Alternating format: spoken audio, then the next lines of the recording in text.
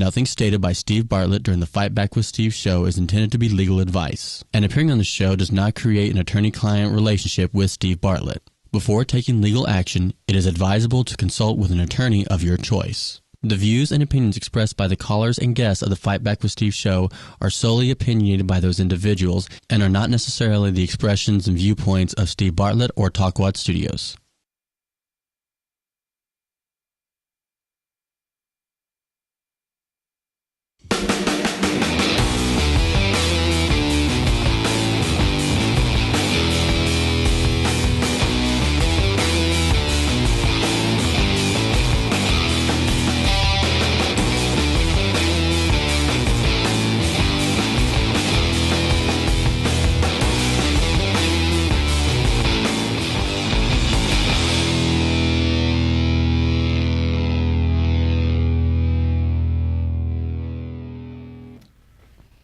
Hi, my name's Steve Bartlett. Welcome to Fight Back with Steve Bartlett at our new time, 9 o'clock on Monday nights as opposed to 8 o'clock. I decided to bump my show to a little bit later so I don't have to rush home from court anymore. I can actually prepare for my show.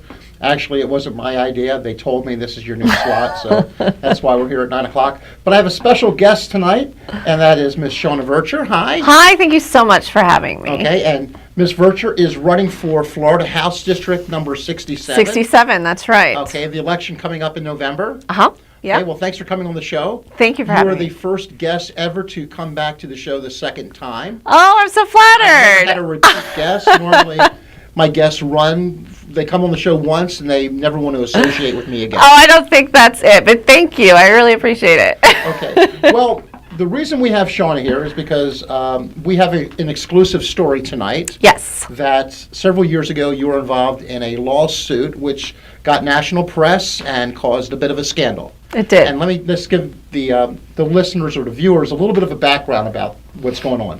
A couple years ago I watched on 60 Minutes a special about a referee by the name of Tim Donaghy, and you might have seen it as well. And what happened was this guy became a degenerate gambler, and he was giving information to the mafia and other types of organized criminal elements, which caused a big scandal. He ended up getting fired by the NBA, sued by the NBA, ended up going to prison as a result of it, and it caused this big scandal, right? Yes, you are And accurate. eventually, this guy, Tim Donaghy, after all of that was taken care of, Yeah. he ended up meeting you. Yeah, he became a client. Okay, now what kind of client? Well, his prison consultant, which I will say I didn't know there was such a thing as a prison consultant, but his prison consultant and my firm that I had at the time, a consulting firm, we reached an arrangement where I would help him with his PR and his media requests when he was being released from prison, because the idea was that he was going to get a lot of press coming at him. He had already been through a lot in the public eye, and what they were saying and what he was expressing is, listen, I want a second chance at life. I am a gambling addict. I need someone to help me navigate through this so I can help to rebuild my name. So in other words, he was going to exploit his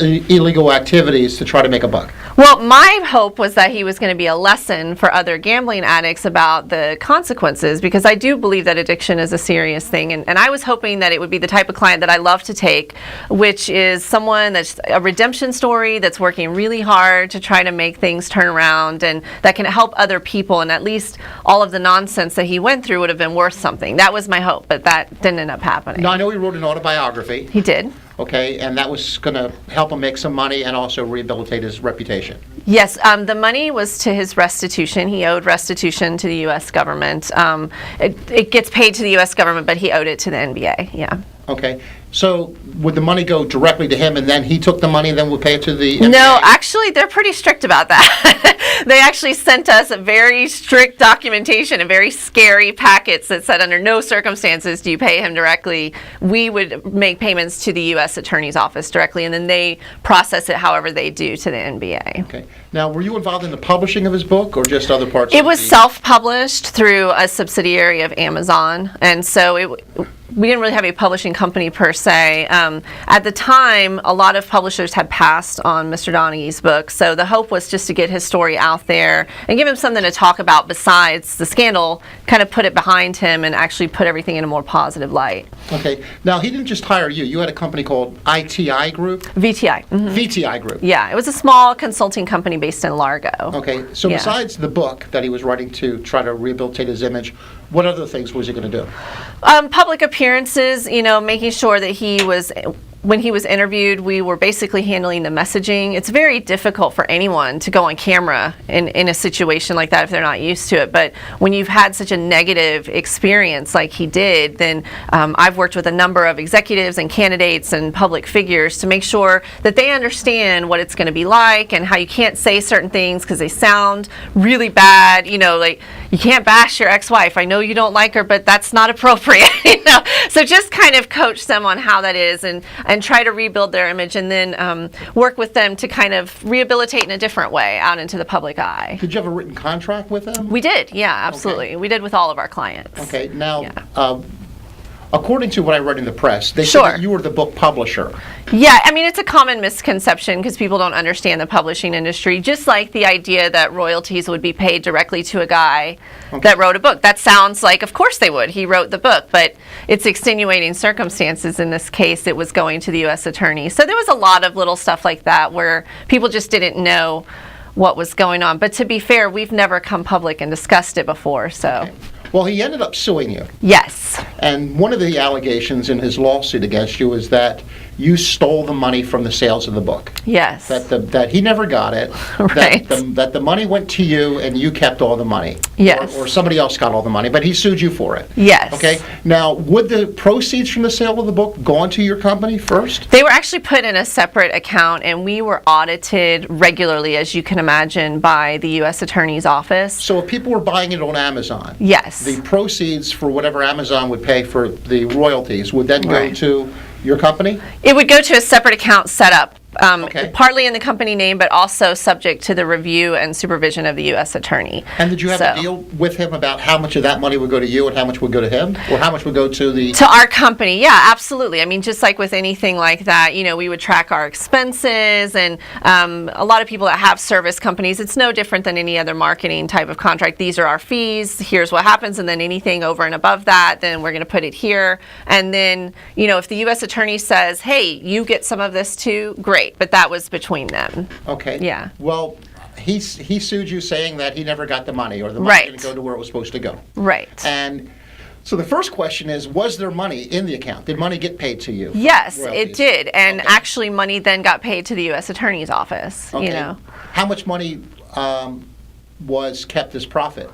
All in all, he actually lost money on the book. Okay. His book ended up losing around $30,000. And the reason is because he did what's in the industry called a recall. So Mr. Donaghy, and I don't want to go too much into specifics because we're still in litigation, but basically I think it's important for people to understand how the publishing industry works, because there's a lot of authors too that don't understand this process. So any reputable company that has your book is going to talk to you about, do you have the rights to it? Does the company have the rights to it? We maintain that the authors should always have rights to their book. We weren't a publishing house. It was his book to take. When we refused to violate a court order and he wanted the money paid directly to him and we paid the U.S. Attorney instead, he said, I'm done, I'm taking my book. So he was ticked off that you weren't going to give him the money. Exactly. You were giving the money for the restitution. Exactly. So you didn't keep the money for yourself. No. You paid it to the restitution. Right, and so we paid them as things were happening. But he sued you anyway. Well, yes, there's nothing to stop him from suing me. And how much money did he say that he was owed? Oh, from he this purchase thought, of the book? like many authors do, a lot of people think their book's going to be a bestseller. So he thought for sure he had sold 1 million copies. He thought for sure there was millions of dollars hiding somewhere. Right. It just wasn't the case. I mean, people that have actually published books will tell you it's very difficult and takes a long time to get a book to gain traction, even when it is attached to someone with a little bit of notoriety. So while we paid money out to the U.S. Attorney, by the time it was all said and done through printing costs and recall costs and everything, we actually lost a significant amount of money on the project. But was there still money to pay towards restitution? Well, we paid up front, so we ended up paying the restitution anyway, so we just took that as a loss. Okay, so was the restitution paid off completely? No, not at all. No, we About how much paid. was paid? I don't recall the exact figures, but it was in low five figures. Okay. Yeah, yeah. Now, where did he come up with the figure that he was entitled to get $250,000? I mean, just made up. Is that what he's claiming, what he should have gotten after the restitution was paid? Then he would have gotten the rest, which would have been. I mean, I'll $250,000? say this. I don't know where, he's getting some of his ideas, but I will say that we have all of the documentation to establish how much he sold and all of that good stuff. And that we've yet to see a number that makes sense, and we've yet to see where he gets that number. We know where every penny is accounted for, because as any small business will tell you, cash flow is very important in a business like that. And also, when you're being audited by the U.S. Attorney, you're not going to mess around. Like, every Office Depot receipt was there. Every piece of postage when we mailed a book to someone in the press, it was all accounted for, because that's what you do. When you should do it anyway, but definitely when the U.S. government's looking over your shoulder. So we know where every penny went, and I can assure you that there is no $2 million hidden anywhere, $250,000 or any other made-up number. It's not anywhere. Well, I read in the newspaper, and I have no idea whether it's true or not, Right. that at your trial, your attorney was Mr. Wahid, Yes, Karam Wahid. and that during his opening statements at your trial, he said that money was missing because one of your employees was stealing money and also messed up your books, and it became a total mess. Well, that's actually a separate issue. As far as the book sales were concerned, every dime was accounted for to the U.S. Attorney's Office. Like I said, it was a separate account. Everything was audited. What ended up happening is, while all of this distraction was happening, and literally while I was in New York, giving more documentation to the U.S. Attorney, closing all of this stuff out, I was subpoenaed to testify for the FBI regarding some things with Mr. Donaghy. Literally while all of that was happening, then my assistant used that as an opportunity to go to the ATM more than a few times, go cut some signatures on some checks and do some elaborate bookkeeping and embezzle From the business, funds. not from the From account. yes, from the business. Was any money ever transferred from the account, from the proceeds from the sale of the book, into the business operating I will account? say this, there was a lot of back and forth, terrible things that she did with the bookkeeping. However, through the process with the U.S. Attorney, because obviously we notified them right away, we were able to show and verify every dime of that and actually make sure that everything was accounted for. So even though the business took a huge hit, the U.S. Attorney and everything was all taken care of. Now, even though you were sued in state court Yes. by Mr. Donaghy, the U.S. Attorney could have filed a motion for contempt against you, or accused you of a federal crime of stealing money from a trust account. Of course, yes. Did that ever happen? No, I mean, if we had actually been messing around with the U.S. Attorney's Office, we would have been in trouble. They wanted their money, and it was... Did he ever call the state police on you and accuse you of a crime of stealing his money? I mean, I don't know who all he called, but he called a lot of people with a lot different stories, But did you ever get investigated for Oh, for any no, criminal nothing like activity? that. No. So instead no. of calling the authorities and reporting No. that you stole his money, Right. he just sued you. Right, exactly, yeah. And what did he actually sue you for besides allegedly stealing the money from the account? Okay, so the list was pretty long, and it has changed throughout the course of it. And again, we're in current litigation, but my understanding is, as it stands now, it's an allegedly hiding a bunch of money somewhere, I don't really know where. It is emotional distress, because all of this situation was emotionally taxing to him, and because during the course of it, there were some threats, some very serious threats, actually, to me and to the office, and we called the police when those happened. And when that happened, it was a matter of public record, and the press would come out. And anyway, long story short, he said that the reporting of the threats to the police caused him emotional harm.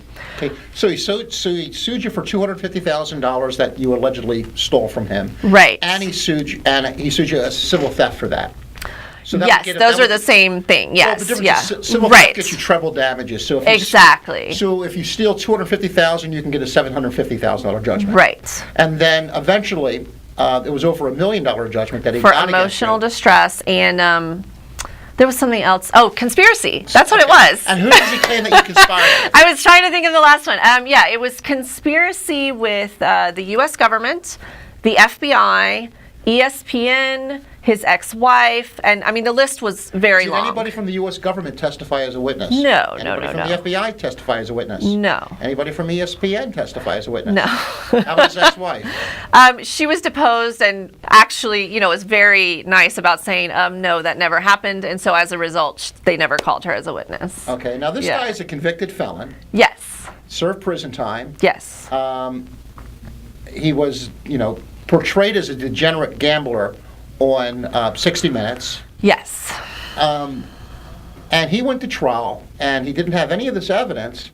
But the jury, after listening to the trial, said not only does he win, but awarded over $1.8 million. $1.8 million Yes. against you and your business. Yes.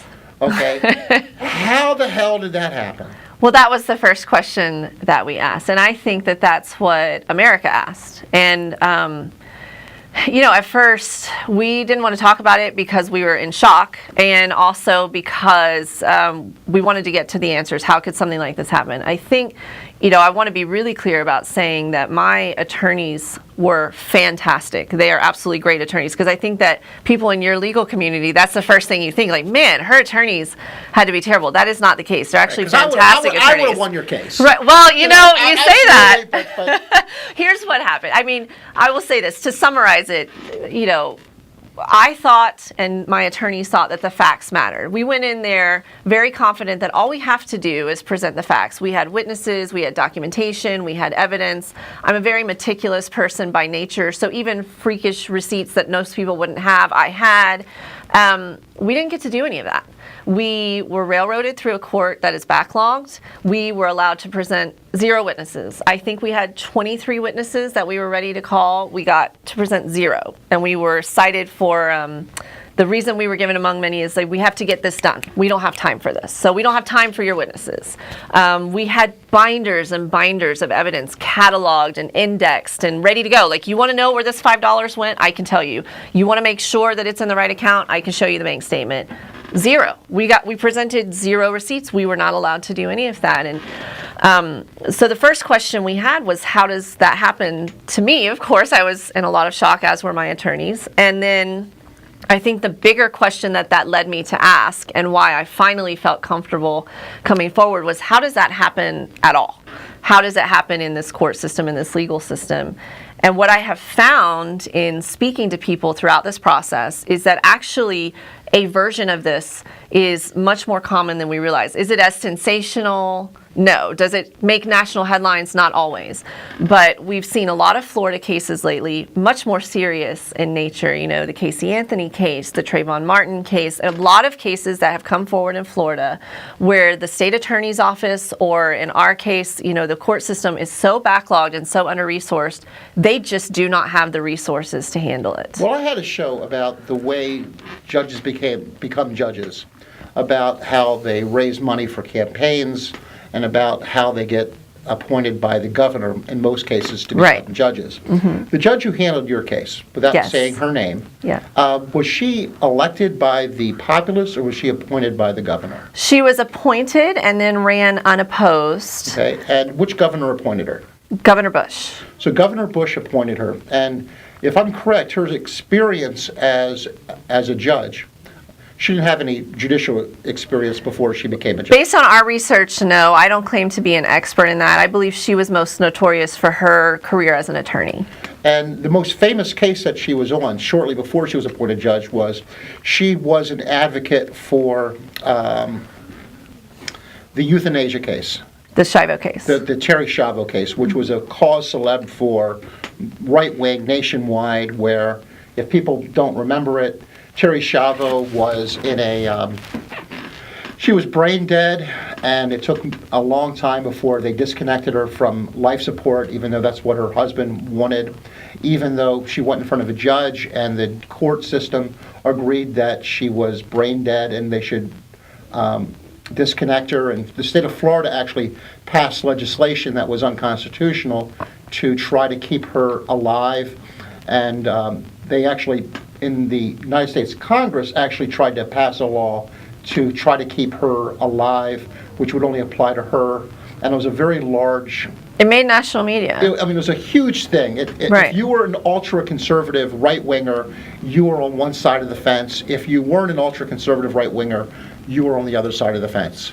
I mean, I'm not that familiar with that case, and quite frankly, I wasn't familiar with the judge. It's not something that I think most people are. I think when most people go to court, they don't know And who I'm the not judge saying that is. there's a cause Yeah. and effect. Right. But the fact is, the person who became a judge made a big deal about fighting for Terry Schiavo, which was a big right-wing, like I said, she was a cause celeb for a big right-wing position. And then Governor Bush appoints her judge over Yes. other candidates. I mean, I think... And the same way Katherine Harris became the big celebrity to the right wing. Yes. And then the next thing we know, she's in Congress.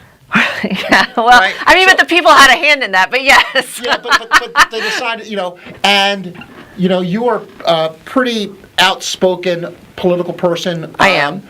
And you're not known for being a Tea Party right-wing conservative. No, but I did work for Governor Bush. I did some work for his administration in the technology field. And so while I am not, everyone knows that I am a progressive and proud of that, but I also have a number of colleagues that I've worked with and that are Republicans on a number of projects. So it's not like, I'm this notorious figure that they love to hate on. So I don't know if anything was politically motivated. And that was obviously, you're angry, you're upset. And so, of course, we had that conversation when we got home and we're talking about it. But I think that what we arrived at is, if that happened, then that's a terrible thing. But I actually think that what happened is quite much scarier, because I've spoken to a number of families and small business owners that have found themselves in just ridiculous situations. I actually spoke to a family recently where it was similar in nature, and one thing you and I haven't gotten into that I know we'll cover later is like the stalking element that arose from this, which is a very serious side effect of what happened and a consequence of what happened. And I've spoken to other families that have gone through that, and one family in particular, their daughter had a boyfriend for a very short period of time. They broke up. He became a stalker. Similar to this situation, as soon as we severed the business relationship with Mr. Donaghy, then he became actively aggressive about following me in different capacities. And when What was he doing?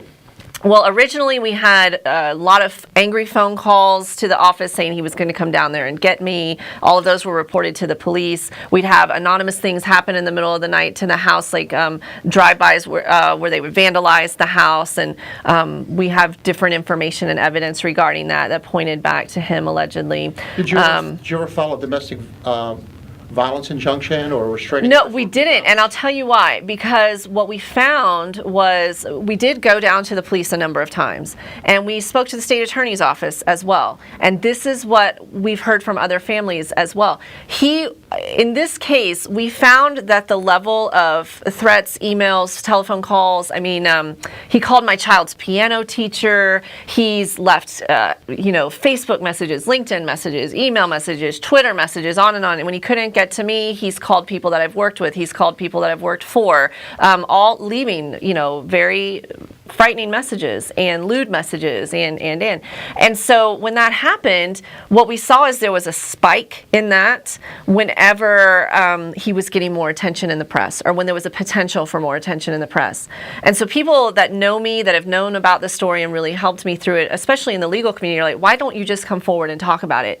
And at the time, that was a very real concern for us. Yes, I could come forward and talk about it, but I felt like by doing so, it was putting my family at a lot greater risk. The definition of stalking is the repeated following or harassing somebody without a legitimate purpose, causing somebody great emotional harm. Yes. And obviously that's what you're describing to me. That's a basis to get a restraining order against somebody under the law. Well, not everybody wins a restraining order. That is true, but you didn't try to get one. Okay, but you'll forgive me if I had lost my faith in that judicial process, right? Was he stalking you before or after you lost your trial? Before, during, and after. So you And so If he was stalking you before, you wouldn't have Right. lost your faith Well, yet. no, we actually did, because we went to the Largo PD and they were very nice about it. But they said, listen, realistically, there's not much we can do until he actually so shows the police up. couldn't do it, but you could have filed a restraining order yourself. That is true. That is Why true. didn't you? Because in order to do that, what they explained to me is that he would have had the opportunity to show up in court and face me. Now, at the time, we at least had it through his probation officer where he was not allowed. We had worked our way to where he wasn't allowed to contact me directly. And sitting here now, calm and 4 years later, it's easy to say, I should have just gone to the courtroom and done that. But to say that I need to file paperwork and sit in a courtroom and sit there next to a guy that has been terrifying me the entire time is not an easy request of anybody that's gone through that. And looking back, I'm glad that we made that decision, because even the court case, we were in depositions and he would sit there and... Wait, you're saying you're glad you made a decision not to file? Yes, a it was extremely traumatic even going through the depositions. I don't know that I could have done it. I'm a very strong person, but I've known a lot of women that are much stronger than me that get crumpled into an emotional heap from their stalker. It is a terrifying psychological but the restraining process. order is their defense. If they're being traumatized I'll argue with that. If they're being terrorized by somebody and the police aren't willing to make an arrest to stop it, then the power that they have is to do something I see what you're saying. To go, I do it all the time for people I file. Right, and that restraining order is a potentially valuable piece of paper if the police make it there in time. And the concern was that if I agitated him enough, then I'd be a dead woman with a valuable piece of paper. Okay. And so I'm not saying to women at all not to go get restraining orders. I'm saying in my case, it was a very calculated, let's sit there with my family, let's sit there with, people that love me and see what the right decision is. And, having a piece of paper and calling 911 and hoping they get there in time versus maybe if I just let him be, he'll get tired and go away and move on to something else. Does it sound naive? Yeah, I get that. But at the time, you're in this situation, you're like, maybe if I just give him what he wants, he will go away. Maybe if I just don't poke the bear, he will leave me alone. I mean, we tried everything. We tried, giving him money that we thought he did not owe. We tried settling even though we didn't think we did anything wrong. We tried shutting down the business. Look, you won. Go away. Sure. No, it didn't work. We tried. Well, even though I was, giving you a bunch of crap for not following. No. I think it's a good question. The thing is, people don't always win that because you have to prove it. Yeah. And I don't know if you had proof. Oh, absolutely. Everything was written. I mean, we had emails and Facebook postings and additional emails from friends that he had sent, and there were text messages. I mean, everything was documented. It wasn't a case of, oh, we might lose this. It was a case of safety. And I am a fighter, that. And so it was very difficult for me to swallow that and not want to go toe to toe with him. But I have a daughter. Okay. Right? I mean, I had employees. And so it was really difficult to make that decision. He keeps pushing up numbers. I think the number he's pushing up is the number 3. Is it the number 3? 7? I think we have 7 minutes left. All right. I'm not sure, but I don't care. Well, I'm just Anyway, grateful for whatever time you're giving me. I want to soak this for as much time as we can. I'm not going to leave the air until they pull us out with a hook. Your case is under appeal.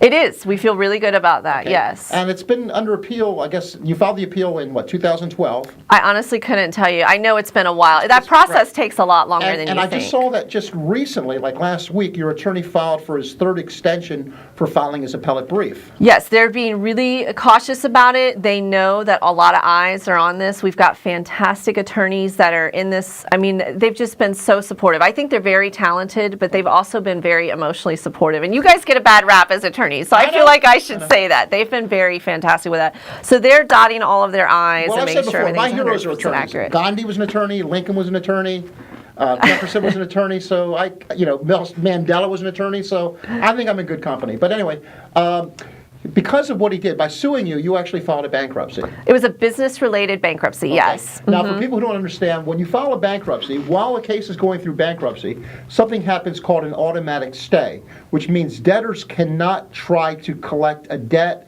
and they're also not allowed to try to contact or harass any debtors while you're actually in bankruptcy. So if you file a bankruptcy, credit card companies can't send you things in the mail. They can't Right. call you anymore. They can't knock on the door and say, hey, you're a deadbeat. They can't like show up at your job and Right. And in your case, not only is that just implied, but the judge in federal bankruptcy court told him specifically, you cannot talk to her, you cannot contact her. Right. Just not exactly an injunction, but making it clear you can't do anything that can be perceived to this court if Yes. you're trying to collect this debt. Right, or contact, because they knew the history, right? Now, you were running for state legislature. Yes. And I saw a press release about that, or an article in the paper or something Right. on the internet. Right. And they had comments, a comment section. Right. I just looked at it tonight, and this was something that happened, I don't know, just a few weeks ago. Right. And guess who was putting comments on your about your candidacy? Guess who? Right. Yeah, no, he's everywhere. It hasn't even slowed him down. And here's the deal. I'm reading these things, and he's saying stuff like, where's the $1.5 million you owe me? Right. Where's the money you owe me? And clearly, from where I'm sitting, if you're in bankruptcy court, and he was ordered that he's not allowed to say anything to you or do anything to try to collect the debt, and he is posting this on the internet, Right. that sounds like he's violating the automatic stay, that he's actually trying to harass you by putting comments concerning your candidacy about the debt itself. That doesn't sound like, it sounds like he's breaking what the court told him he's not supposed to be doing. I mean, obviously, I'm not an attorney, but that's just the least of it. I mean, behind the scenes, we still get forwarded emails that what he'll do is, since he can't contact me directly, he'll contact a friend and say, tell her I'm coming after her. Okay. Right? So let's cut to the chase. Yeah. He sued you for not paying him the money from the royalties. You're saying that's not true. Absolutely not. Right. He's suing you for harassing him. You're saying, no, he was the one harassing me. And we have documentation on all of that. Okay, Right. but you lost because the jury, for whatever reason, believed him instead of believing to be clear, I don't blame the jury. I don't blame the jury because the jury never got to see the evidence, and the jury quite frankly, I sounded like an evil person. In fact, that's what they called me in the case. She's evil, and they got no fair chance. And I've spoken to jury members that have been involved in serious cases, and in those cases where they don't feel like they got the evidence and then they get to read the newspapers afterwards, that's a terrible position for a jury member. I mean, that's just so I don't want to blame the jury. Now, you're not the only person running for the Democratic nominee. No, I'm not. Okay, and I don't know politically where they stand. I don't know how different their viewpoints are from yours, or how competent they are on the issues compared to you. Because politically, you and I are on the same page. We would probably, if we were both in the state legislature together, we would probably vote the same way more times than not. Yeah, from what I've seen, it sounds like that. Okay, but here's the question. If a candidate, if you get the nominee, the Republican is going to turn the election into being about, don't vote for Shauna. She's a crook. She filed bankruptcy. I don't think so. I've had a chance to speak briefly with them. I don't think. I'll say this. This guy that on the Republican side, Chris, he seems like a nice guy. He seems like he's in it for the right reasons. He's been nothing but kind to me since I've stepped in, and I don't think. I think he's a younger guy, and he knows that people are tired of that kind of nonsense. It works, though. Negative ads. I don't know. I don't think in a local race it does. It tends to backfire. Negative ads works a lot better, especially for Republicans who don't have any ideas.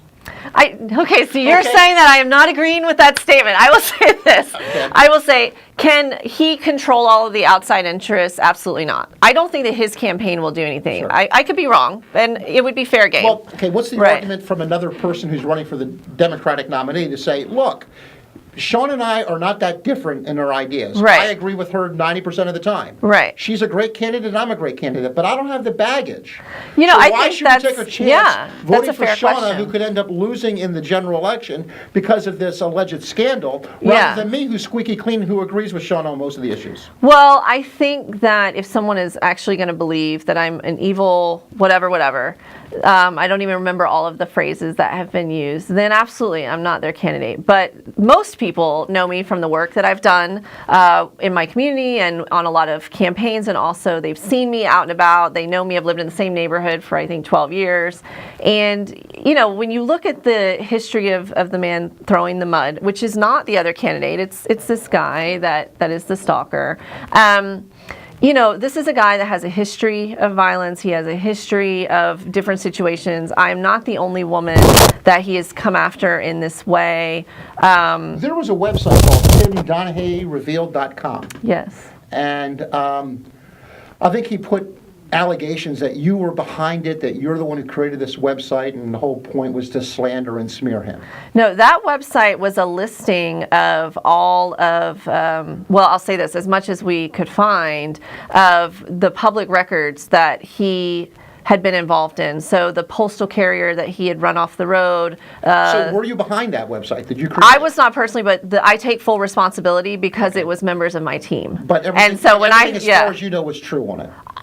Once I learned about the website, I verified it. And when they, you know, one of my team members came to me, and he was a nice guy. He was a younger guy. He was a sales guy. And he's like, listen, I'm out there trying to sell. Why was it taken down, the website?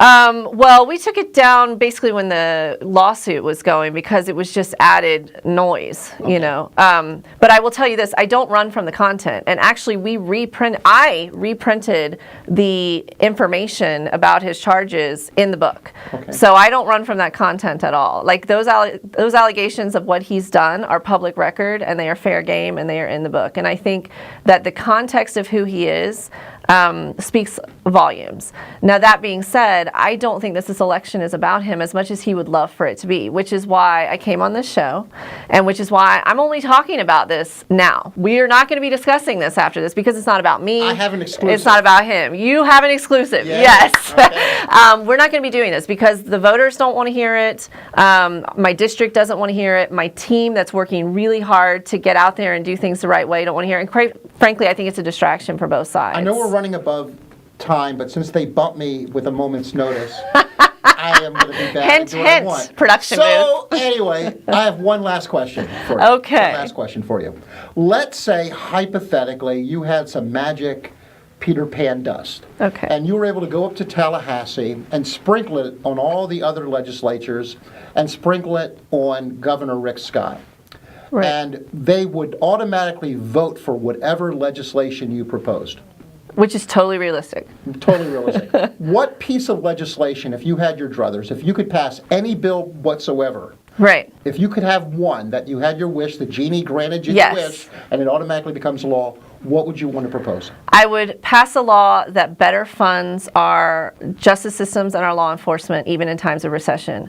Because just because we don't have a lot of money doesn't mean that we should lose the ability to seek justice. And in my opinion, as fantastic as this story sounds on paper and as, you know, soap opera dramatic as it is, it really came down to being very simple, which is that the police department is running short on resources to look into something like this. I'm not dead, bleeding, or maimed, and therefore I don't get top priority. And I totally get that, right? I mean, I do, like, really totally do. As an attorney who's in court all the time, I agree with you completely. Judges in court, whether it's criminal court or civil court or where they're doing foreclosures, are obsessed with pushing things through the docket Exactly. quickly. And there's one judge I know who says all the time, justice delayed is justice denied. However, if you are too quick to try to administer justice, it's not justice. It's true. I mean, we've been on the air now for a little while, and look at how long it took for us just to go through the Cliffs Notes versions Sure. of what happened. Now imagine any courtroom being backlogged with what, quite frankly, is soap opera nonsense at the end of the day. Right. You know, the case itself. So I understand why the instinct is to railroad it through. What frightens me is that as I was going through this and as I was writing about it and talking to people, I also did some research, and I found a really startling statistic which said that people in lower and middle incomes, 70% of the time, go into a situation assuming they're not going to get justice. That is what frightens me. Everything else aside, we have to restore the faith in the justice system. And we can't vilify the police officers that didn't arrest him. They didn't have the resources to look into it. That was a waste of their time, and I understand that from their perspective at the time. I can't vilify the judge. I can speculate on certain other motives and what have you, but the bottom line is she didn't feel like she had time to hear it properly. And I think that if I could wave my magic wand and have Tallahassee understand that, I get numbers and budget. I have been a business owner, but we can't let that impact justice, and we absolutely cannot let that negatively impact our voters' perception that they have a right to justice. I had a case where my client was looking at going to prison for 20, 30 years, and the judge was only going to give me 15 minutes for closing argument. And I'm like, you have no problem taking 30 years away from my client's life, but we can't waste 15 minutes of your time? It's outrageous. Anyway, we are out of time, so what I have to say is, like I say every week, when you see injustice out there, you have three choices that you can make. One is you can just go along with it and just be part of the bandwagon and do whatever the people in power want you to do. The second thing you can do is you can hide. You can put your head in the sand like an ostrich and ignore the problems. Or the third thing you can do is something like Sean is doing. She's choosing to run in an election. That's one way you can decide to fight back. Another way you can fight back is to have a show like I have here, where I complain about issues that upset me and try to bring the public awareness of what I believe is the right way for people to act. Another way is to just read the newspaper, stay informed, vote. But there's a lot of ways you can fight back, and what I'm telling you to do is not hide from problems, don't acquiesce to problems, but to rise to your feet and to fight back. Thank you. I'll see you next week at 9 o'clock on Fight Back with Steve Bartlett.